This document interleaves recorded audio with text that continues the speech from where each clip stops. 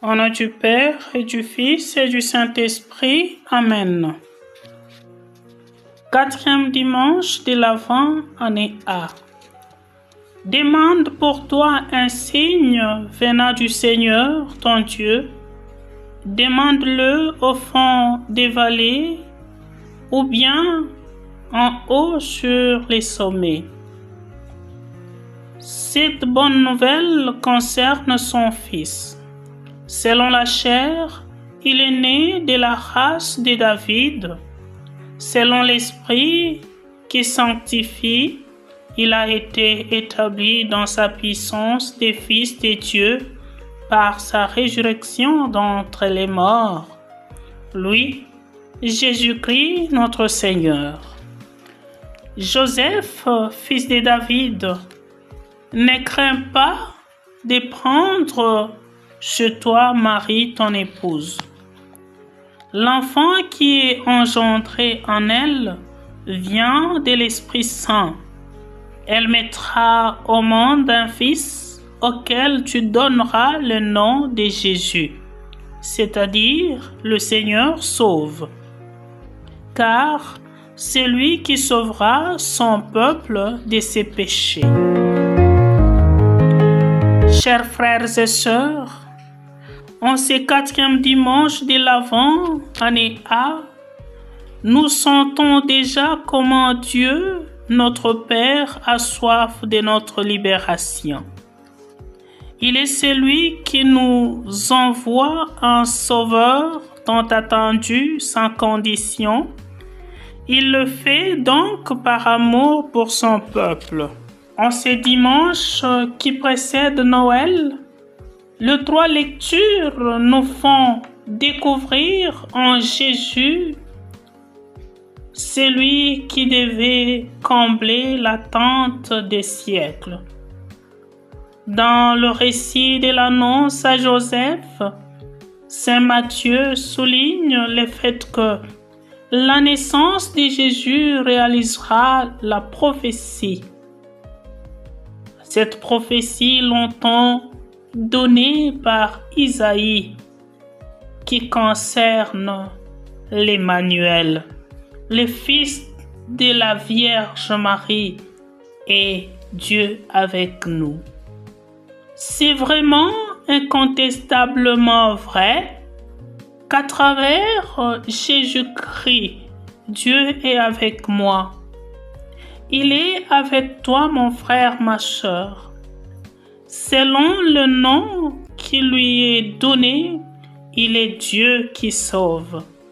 Saint Paul, qui a vu le Christ ressuscité, enseigne avec force qu'il est Dieu fait homme, le Fils de Dieu, notre Seigneur, né de la race de David selon la chair. Le Christ entre dans l'histoire des hommes, dans notre histoire propre, pour que l'humanité tout entière régénère en lui. Il vient donc nous diviniser. Voilà un signe fort de l'amour de Dieu pour nous. Cet amour qui soit incommensurable, chers frères et sœurs. Aujourd'hui, la liturgie nous invite à réfléchir surtout sur notre propre vie, mais aussi à admirer la personne de Saint Joseph, un homme vraiment bon. On dit de Marie qu'elle était bénie entre toutes les femmes. Sur Joseph, on a écrit que c'était injuste. Injuste par le fait de coopérer, de collaborer au salut de toute l'humanité. Quand Joseph se réveilla, il fit ce que l'ange du Seigneur lui avait prescrit. La justice, chers frères et sœurs, consiste donc aussi bien d'observer les prescriptions du Seigneur et non pas s'arroger le droit qu'on n'a réellement pas. Joseph reçoit de Dieu l'ordre d'abord de prendre Marie chez elle. Ensuite, c'est lui de donner le nom à l'enfant qui va naître de la part de la force de l'Esprit Saint. Et enfin, de tout, Dieu donne à Joseph d'assumer ses responsabilités. Mais il les assumera dans l'humilité et le silence. Quelle belle image pour nous, serviteurs et servantes du divin Maître.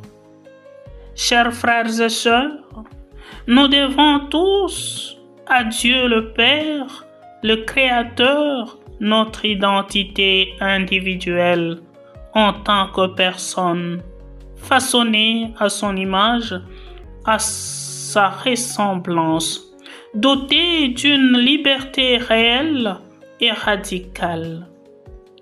Et en réponse à ces dons de liberté, nous pouvons l'utiliser soit pour rendre gloire à Dieu comme il se doit, soit pour devenir quelque chose de déplaisant, quelque chose de déplaisant et de désagréable à ses yeux. Faisons donc un choix en notre faveur. Demandons au Seigneur la grâce de discerner.